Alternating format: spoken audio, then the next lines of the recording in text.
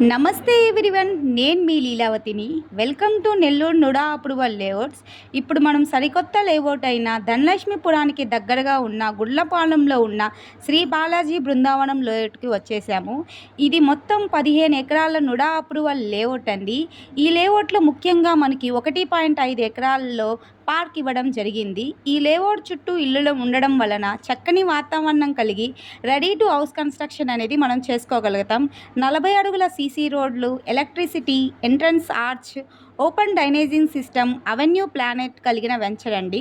ఇందులో east 1,50,000, west అనేది 1,45,000 మాత్రమే అండి. లోన్ ఫెసిలిటీ అవైలబుల్లో ఉంది. ఈ వెంచర్లో మనకి 25 మరియు 30 అంకణముల బిట్లు అవైలబుల్లో ఉన్నాయి.